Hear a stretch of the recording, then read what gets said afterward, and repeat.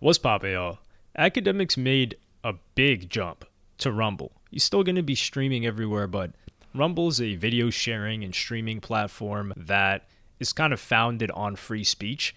That's their whole thing. They're not going to ban anybody unless obviously you're actually telling people to harm others. They've made big moves in the past year. I mean, they were most known for signing Sneeko at one point. He was probably their biggest mascot, probably doing the most help for them, honestly. However, they became quickly known as just like a right-wing platform, which is why we're going to get into this Akademiks and Rolling Stone article in a second. And I don't think that's their intention because they signed a deal with the UFC to do the slap competition thing. They're just trying to be a platform in general. So the Rolling Stone article said Rumble's deal with Akademiks is a sign of the hip-hop world's right-wing impulse. Now, before we get into this whole thing, I would like you guys to ask yourself when people write something or when they make a video and give their opinion, who is this person? What do they stand to gain or to lose from their opinion on this? And then you can analyze what they're saying from that avenue. Now, this person is clearly a writer. I think he also writes for Vibe magazine. So we're just going to get into it with that frame of mind. So it says right here, on Monday, rap raconteur DJ Akademiks announced a partnership with rising media platform Rumble to live stream exclusively on the platform 3 to 5 days a week. In the statement, Akademiks expressed, I look forward to being one of the first to bring music and cultural conversations to a platform like Rumble. There have been many bad decisions at larger platforms where they haven't put creators first, and they're disconnected from the community. I feel now is an inflection point for streaming platforms. I couldn't be more excited to lead this effort on a platform that puts creators first. The Toronto-based company, which was founded in 2013, came to prominence after offering a platform to controversial podcaster Andrew Tate following his ban. The deal for a show aptly titled Tate Speech, in which they misspelled Tate Speech, is reportedly worth millions. They also had an exclusive partnership with Donald Trump Jr. for a live stream show, and more. They've also got people like Russell Brand, who is definitely not right-wing at all. And then they continue to cite this. A Pew Research study found that 76% of people on the site identify as Republicans or lean toward the Republican Party. They surveyed 200 prominent Rumble accounts and found that 22% of them were previously banned from other sites. CEO Chris has said that with Rumble's relatively hands-off moderation standards, he wants the service to differentiate itself from platforms that embrace so-called cancel culture. And in a press release, he said Akademiks is one of the most influential personalities in the hip-hop and cultural world. Having him on Rumble sends a big statement to other platforms on how serious we are in getting into different channels of content, from sports to music to culture. The deal also exemplifies how conservative-minded hip-hop media figures have become in 2023. Then this guy goes on to say stuff like, oh, hip-hop is more conservative than most fans would like to admit. Yeah, sure, it probably is. I don't really see the problem there, but he starts to lean towards things where you're like, damn, this is kind of a reach. It says, it may seem incongruous to see Meek Mill hanging with Trump ally Robert Kraft, Kanye West joining forces with Nazi apologists and commentators like Candace Owens. I don't know why he would throw Candace Owens in there. I mean, it would probably be better to throw other people like Milo. Or Lil Pump campaigning for Donald Trump. But the brand of capitalist patriarchy at the root of modern conservatism has long permeated hip-hop. And really, it's a hit piece. He goes on to say that Akademiks takes advantage. This guy uses all the buzzwords. Systemic inequality, this and that, spewing ideas, systems of oppression. And the reason why this guy says this is because he stands to gain from this call out because people just dislike Akademiks as a whole, and he stands to lose nothing. Rumble is not a right-wing platform.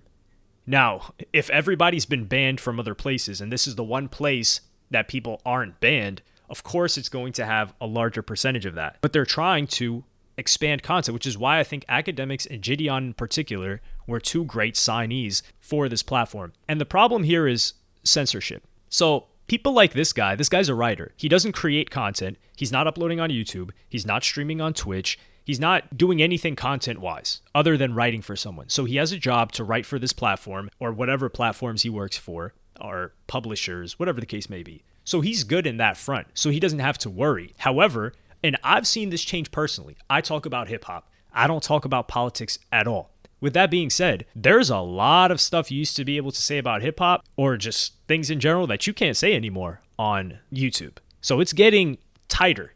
And just remember, it was only a couple of years ago, what was this, 2017, 2018, that Spotify was threatening to take down D playlist, XXXTentacion's music, as well as R. Kelly. It wasn't until TDE, Kendrick Lamar, decided to say, yo, you're not going to do that, or else we're going to remove our music. So we have music artists that can't even express themselves artistically because it's seen as bad or violent, yet now there's a platform that's saying, hey, you can talk about this kind of stuff. You can be uncensored, talk about hip hop, which is what Akademiks does. And we're going to grow this platform that's going to allow you free speech, which I think it's a very, very valuable thing to have. Yet, these people are going to stomp it out by throwing these labels on it before it can even take off as a competitor. The biggest problem people always say is, oh, why doesn't YouTube have a competitor? Why doesn't Twitch have a competitor? Why doesn't, I don't know, whatever other platform there is? Well, the reason for that is because it gets stomped out like this. In order to be able to compete with other platforms like YouTube, like Twitch, Rumble needs to have its own USP, its own unique selling proposition. What is Rumble bringing to the market that these guys aren't, or where are they failing to do that? And for Rumble, it could be multiple things. It could be money, which, let's keep it real, they don't have more money than Amazon, which owns Twitch now. They don't have more money than Google, which owns YouTube. So they can't play in the money angle. What do they do have? Well, hey, free speech. You can say what you can't say on YouTube and what you can't say on Twitch. You can come here and speak freely, which is a valuable, unique selling proposition. Now, we have another streaming platform recently, Kick, which they got on a call talking about it. Sneeko, Akademiks, and Aiden Ross. Kick, it has money.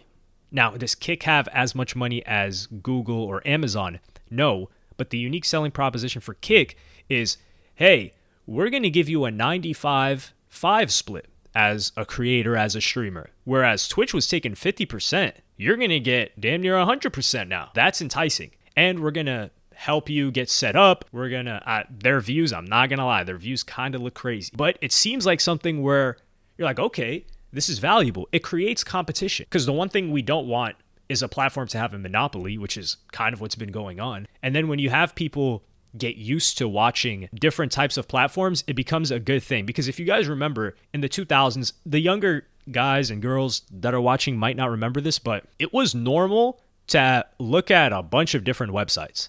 For example, let's say you had hypebeast.com up, you had another blog up, you had Two Dope Boys up, maybe you had a forum, maybe you were like one of those people on Odd Future Talk. You had a bunch of different websites, and it was normal to browse all of these for the content that you wanted to get. There's high snobiety, all of these different things. Now, everything's kind of become centralized. So people, oh, they're just on YouTube, they're just on Instagram, or they're just on Twitch. For like real long-form content where people are actually making money, it's just, oh, they're on YouTube, they're on Twitch. Now, these platforms, if they offer enough value, Kick and Rumble, I think they're both a great thing. Now people will get used to, okay, I go to Kick to watch these people that I enjoy. I go to Rumble to watch these people that I enjoy. I watch these people I enjoy on Twitch. And I watch certain videos and other streamers on YouTube. Now we're training the consumer to go back in a certain way, although the content is still aggregated, to go back to being able to spread their eyes on different types of content platforms, which is kind of how blogs were back in the day, which I just think it's a straight positive. Akademiks is not standing behind anybody that said anything. Just because he's on a platform with these other people does not mean they represent his values. And if they do represent his values, who cares? He's a hip-hop personality. He talks about hip-hop. And this is where it's so disingenuous, because this guy quotes in this Rolling Stone article, he says, Akademiks, who previously streamed on Twitch, embodies the conservative shock jock as a reductive, adversarial, patriarchal figure, resolute on amplifying the worst stereotypes of black people. In his Warren Chirac YouTube coverage, which is still up, he called Chicago a cesspool of that live and breathe like cockroaches. Said that gentrification in Chicago was necessary because the young black people there aren't human, and proclaimed, you can't tell me the difference between Chirac terrorists and the ISIS terrorist group. And while he's framed the Warren Chirac as his sophomore attempt at satire, he's carried that conservative pathology into his modern work. The Trump devotee, who said he's definitely voting for Trump if he wins the 2024 Republican nomination, recently suggested to DJ Vlad that the ongoing trend of prosecutors using far-reaching RICO statutes To arrest prominent rappers is a quote-unquote cleansing. In a conversation with comedian Funny Marco, he joked that he's the only black person in his neighborhood and tells the cops to pull over any other black people he sees, which is obviously a joke. The other guy he's talking to is a comedian. Other rappers say the same thing. He's previously been at odds with women in music, getting into tiffs with Megan Thee Stallion, Young Miami, and SZA, calling the latter the B word, and getting suspended from Complex. I think this is ridiculous. Akademiks has gotten into it with far more male rappers that are actually gangsters, so to speak. He's into it with Lil Baby and Meek Mill, who could have caused him actual problems. So to deride it to, odds with women, it's a very strong hit piece. On top of that, the War in Chirac thing, I mean, people have their opinions on that, sure. I'm not really going to get into that too much, but he definitely contextualizes it in a certain way that makes him look a lot worse than if you actually look at the entire context. And then there's the RICO thing. So this guy, it seems like, number one, a lot of this RICO is for drill music artists that are committing crimes as well. So if this is far-reaching for this individual, for them to hit these people with RICOs, and these guys are making music about violence and killing, I believe that this guy would have a problem if these streaming platforms were like, hey, no more drill music. You're talking about killing people. We're censoring that. It seems to be that he would have an issue with that. Just judging by saying, these far-reaching RICO statutes, which really don't seem that crazy. So if you want freedom of expression in artists, because the argument that everybody comes with, the RICO is going too far, is when they're using music lyrics. Well, music lyrics is expression. And Rumble is allowing people to express. I don't see why you would be against Rumble at that point. Let's subscribe to the idea that this guy's purporting, which is that Rumble is a racist, alt-right. I don't believe he uses the word alt-right, so I'm not going to put that in his mouth, but right-wing platform that, doesn't mess with black people and this and that. Well, if a black individual like Akademiks that represents a lot of the conversations that are going on within hip-hop goes to that platform and shows people, and then people are watching it that, let's say, hate that stuff, and they're like, this guy's kind of funny. This guy's kind of cool. Maybe I'm kind of wrong about what I've been thinking so far. And then they decide to change their views based on an individual. That sounds like a positive. Because keeping people in an echo chamber is not going to do them any favors. Like banning these people, it's not going to make them think and realize, maybe what I was saying was bad and wrong. No, they're just going to congregate somewhere else, and it's going to become another echo chamber, which is what Rumble was for a little while, because that's kind of how they just got their first push. But now they're trying to expand. They've got entertaining content creators that have nothing, just strictly entertainment, nothing to do with politics. Gideon, the guy's funny. Akademiks with hip-hop. Sneeko kind of dabbles in a little of both.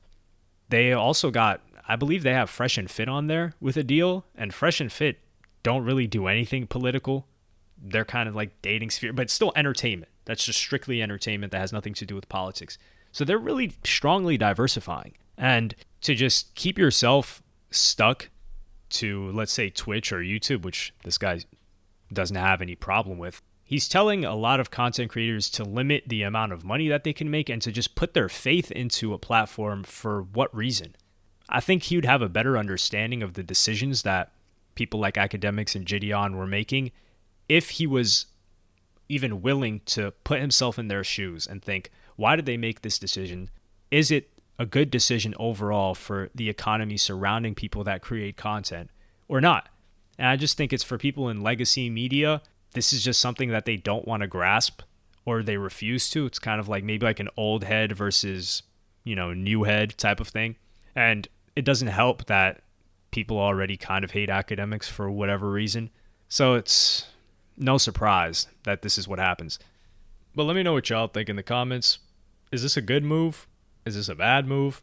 He still gets to pretty much stream on every other platform, so I think this is a positive. It grows Rumble. It allows Akademiks to stream everywhere else so he doesn't dilute his audience. Not dilute. So he doesn't lose a portion of his audience because naturally people aren't just going to jump immediately. So I think the strategy that they're employing is a good one, where it's like, hey, we're streaming on every platform for a couple of hours, but the last 2 hours, hop on Rumble. I think that's a very, very good deal, and it gets new Rumble users. So let me know your thoughts. Like, subscribe, hit the notification bell, subscribe again.